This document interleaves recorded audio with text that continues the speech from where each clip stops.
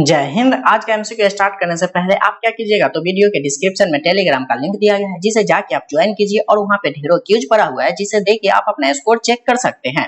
तो चलिए बिना देरी किए हुए आज का एमसीक्यू हम लोग स्टार्ट करते हैं। उसमें पहला क्वेश्चन देखेंगे, क्या है?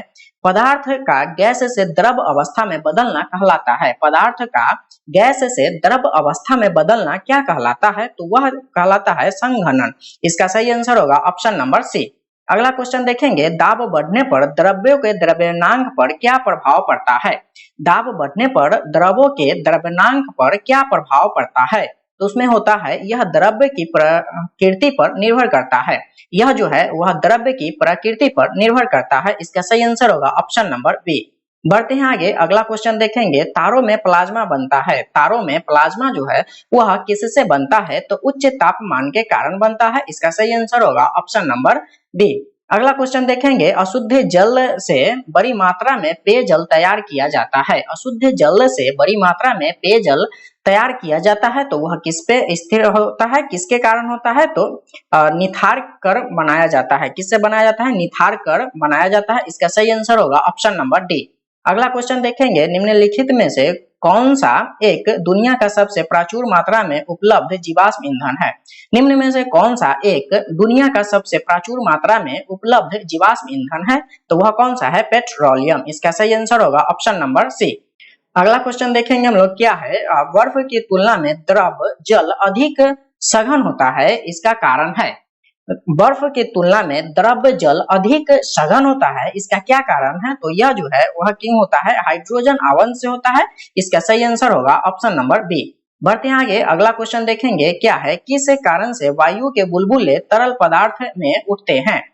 किस कारण से वायु के बुलबुले जो है वह तरल पदार्थ में उठते हैं? तो वह है श्यानता और उत्प्लावन होता है। इसका सही आंसर होगा ऑप्शन नंबर बी।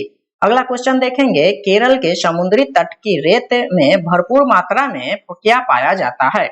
केरल के समुद्री तट की रेत में भरपूर मात्रा में क्या पाया जाता है? तो उसमें थोरियम पाया जाता है। इसका सही आंसर होगा ऑप्शन नंबर सी। बढ़ते हैं आगे, अगला क्वेश्चन देखेंगे, वायु की प्रकृति के अनुसार डैश पदार्थ एक विशेष रंग के साथ चमकते हैं। वायु की प्रकृति के अनुसार डैश पदार्थ एक विशेष रंग के साथ चमकते हैं, तो वह है प्लाज्मा। इसका सही आंसर होगा ऑप्शन नंबर डी। अगला क्वेश्चन देखेंगे, कोहरा संभवतः बनता है। कोहरा जो है वह संभवतः कब बनता है? तो ठंडी शुष्क रात में बनता है। इसका सही आंसर होगा ऑप्शन नंबर ए। अगला क्वेश्चन हम लोग देखेंगे, क्या है? कोलाइडो का शोधन किया जा सकता है। कोलाइडो का शोधन जो है वह किया जा सकता है, किसके कारण, किसके द्वारा किया जा सकता है? तो अवक्षेपण के द्वारा किया जाता है। इसका सही आंसर होगा ऑप्शन नंबर ए। अगला क्वेश्चन देखेंगे हम लोग, क्या कह रहा है? धुआं उदाहरण है। धुआं जो है वह किसका उदाहरण होता है? तो ठोस का एक गैस में विलयन का उदाहरण होता है। इसका सही आंसर होगा ऑप्शन नंबर बी। बढ़ते हैं आगे, अगला क्वेश्चन देखेंगे, क्या है? दूध उदाहरण है। दूध जो है वह किसका उदाहरण होता है? तो इमल्शन का दूध उदाहरण है। इसका सही आंसर होगा ऑप्शन नंबर ए। अगला क्वेश्चन देखेंगे हम लोग, क्या है? कोलाइडी कणों का आकार होता है। कोलाइडी कणों का आकार जो है वह कितना होता है? तो 10 के पावर -5 सेंटीमीटर से 10 के पावर -7 सेंटीमीटर तक। इसका सही आंसर होगा ऑप्शन नंबर ए। बढ़ते हैं आगे, अगला क्वेश्चन देखेंगे, कोलाइडी रसायन का जनक किसे को माना जाता है? कोलाइडी रसायन का जनक किसको माना जाता है? तो वह है ग्राहम को। इसका सही आंसर होगा ऑप्शन नंबर सी। अगला क्वेश्चन देखेंगे, किसी द्रव्य में गैस की विलयता है। किसी द्रव्य में गैस की विलयता जो है वह जो है वह किस पे होता है? तो वह जो है ताप बढ़ने से क्या होता है? घटती है। ताप बढ़ने से घटती है। इसका सही आंसर होगा ऑप्शन नंबर बी। अगला क्वेश्चन देखेंगे, क्या कह रहा है? ठोस पदार्थ की विलयता ताप बढ़ने से क्या होता है? ठोस पदार्थ की विलयता जो है वह ताप बढ़ने से क्या होता है? तो वह बढ़ती है। इसका सही आंसर होगा ऑप्शन नंबर बी। अगला क्वेश्चन देखेंगे, कोलाइड है क्या है? तो कोलाइड एक प्रकार का क्या होता है? एक विसमांगी मिश्रण होता है। इसका सही आंसर होगा ऑप्शन नंबर ए।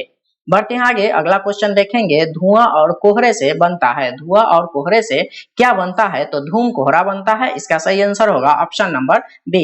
अगला क्वेश्चन देखेंगे हम लोग, क्या है? समस्थानिक परमाणुओं में किसकी संख्या समान होती है? समस्थानिक परमाणुओं में किसकी संख्या समान होती है? तो प्रोटॉन की समान होती है। इसका सही आंसर होगा ऑप्शन नंबर ए। अगला क्वेश्चन देखेंगे हम लोग, वह तत्व जिसका परमाणु क्रमांक परमाणु भार समान है, जिसका परमाणु क्रमांक व परमाणु भार जो है वह समान है, वह क्या होता है? तो हाइड्रोजन। इसका सही आंसर होगा ऑप्शन नंबर डी। अगला क्वेश्चन देखेंगे हम लोग, किसी तत्व के परमाणविक भार को किसमें व्यक्त किया जा सकता है? किसी तत्व के परमाणविक भार को किसमें व्यक्त किया जा सकता है? तो उसे किसमें व्यक्त किया जाता है? AMU में। इसका सही आंसर होगा ऑप्शन नंबर सी। अगला क्वेश्चन देखेंगे हम लोग, नाभिक में प्रोटॉन व न्यूट्रॉन की कुल संख्या को कहते हैं। नाभिक में प्रोटॉन व न्यूट्रॉन की कुल संख्या को क्या कहते हैं? तो उसे द्रव्यमान संख्या कहा जाता है। इसका सही आंसर होगा ऑप्शन नंबर डी। अगला क्वेश्चन देखेंगे, परमाणु के नाभिक की लंबाई कितनी होती है? परमाणु के नाभिक की लंबाई जो है वह कितनी होती है? तो 10 के पावर -12 सेंटीमीटर होता है। इसका सही आंसर होगा ऑप्शन नंबर बी। बढ़ते हैं आगे, अगला क्वेश्चन देखेंगे, क्या हाइड्रोजन परमाणु के द्वारा इलेक्ट्रॉन खो दिए जाने पर कौन सा कण बच जाता है? हाइड्रोजन परमाणु के द्वारा इलेक्ट्रॉन खो दिए जाने पर कौन सा कण बच जाता है? तो वह एक प्रोटॉन जो है वह बच जाता है। इसका सही आंसर होगा ऑप्शन नंबर ए।